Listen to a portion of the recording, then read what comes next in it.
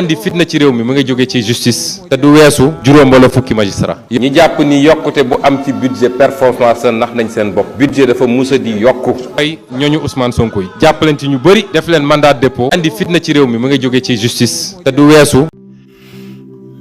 patriote yi Ousmane Sonko rek moo xam Macky Sall Ousmane Sonko kese moo xam Macky Sall newoon na ba Macky Sall bu demee ba ñu dem ba sës ko ci miir bi rek mu wàcc pare naan day woote waxtaan di layam est-ce que yéen a ngi fàttaliku 2021 bi mu sonnee ba ni les Sénégalais je vous ai compris ay fan lañ ci teg bu dem jënd ay ngàndaay taxaw daal di li fi amoon dootu fi amaat Macky Sall instant yi xam na ni candidat am parewul Mimi Touré ànd ak ñenn bind lettre pour rek processus bi quoi c'est-à-dire bu kenn jaxase xelu nit ñi wala jaxase opposition bi non Mimi Touré ba bind lettre ànd ak ñenn bind lettre pour processus bi pour conseil constitutionnel def liggéey bi normalement ni ñu recalé expliquer affaire mu dem Abdoulaye Wade Macky Sall intervenir loolu def boobu conseil constitutionnel joxagul liste définitive bi ñoom bëggoon nañ ci temps bu gàtt bi ñu xoolaat affaire yi Macky Sall faalewu leen ba liste bi génn ba lépp génn Macky Sall ni da leen di woo pour waxtaan am ay presse Macky Sall ñoom ay presse journal yi ñoom dañu créé ay journal yu bees pour ngeen bu seen xel yu baax journal yooyu ñooy wax ay waxu report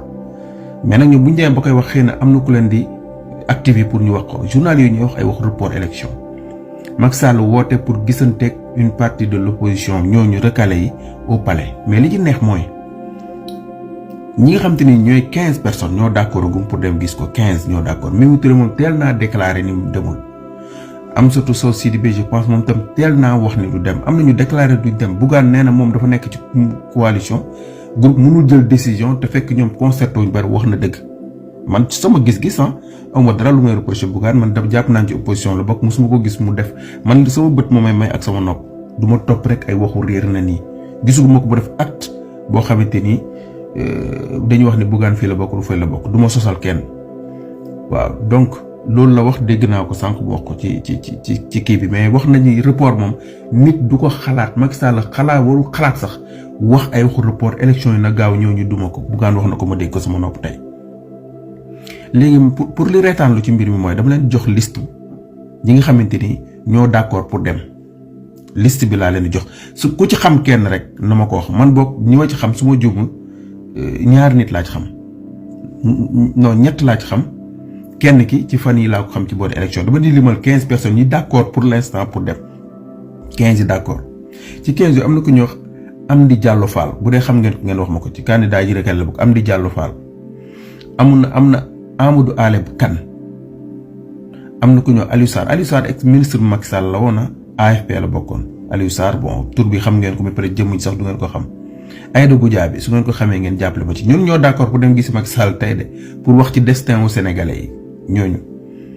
Aïda Goudiaby Alpha Thiam xawma ko Cheikh Tidiane Gadio lan la defal sénégalais yi depuis 12 ans mu jógee ci Abdoulaye Wade dem fekk Macky Sall boobaak léegi lan la Cheikh Tidiane Gadio lan ngeen ko gis ci xeexal sénégalais Cheikh Tidiane Gadio am na Cheikh Bamba Dièye man moom vraiment demam man di bett na ma trop quoi su fekkee Cheikh Bamba Dièye moom rek mooy ku ci nit ñi xam te vraiment dama yaakaar ni nekkul di xaru politiquement te xale la te sénégalais am na xel muñ ko may am na bët buñ ko jox donc bu fekkee dafa bëgg a suul boppam politiquement tey na dem ba jël fa benn décision wala wax fa lu ko nit ñi di xeebe Cheikh Tidiane Dièye vraiment moom daal moom la ku ci nit ñi xam ci ñi moom la Cheikh Tidiane Dièye Mohamed Ben Diop mooy ki demoon mooy waa ji demoon déposer candidature am ñu rejeté ko ñu ni ko nekkoo ci fichier bi te moom candidat la moom ci boppam ñu ni ko nekkoo ci fichier bi mooy Mohamed Ben Diop Ibrahima Sissoko kan moo ko xam Alioune Camara kan moo ko xam Issa Sadio Kanouté kan moo ko xam Mansour Ndiaye kan moo ko xam M Diop Babacar Gueye ak Samba Ndiaye ñi ñooy 15 personnes yi nga xamante ni ñoo nar a dem rencontrer ji Macky Sall tey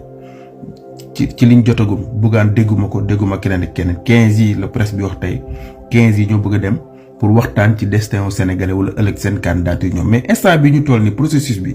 ak élection yi man gisuma lu ci Macky Sall man rapport élection yooyu gisuma fu mu ko ban luxus te ñii mënuñu wax ci destin au Sénégalais mënuñu wax ci 20 candidats yi nga xam te ne déjà déclaré plus les recalés ñii kenn xamu leen ci ay ci Sénégal ñii boo leen dajalewoon ñoom ñëpp maanaam 5000 vote 5000 électeurs sax mënuñu ko am donc ñii la Macky Sall na recevoir te li mooy caaxaan gi Macky Sall nekkee dafa mel ni dialogue am ba rek opposition significative bi tax ñu wax opposition dëgg teguñ fa seen tànk opposition radicale bi nga xam mooy jeunesse bi moom la Sénégalais yi ànd ak demuñ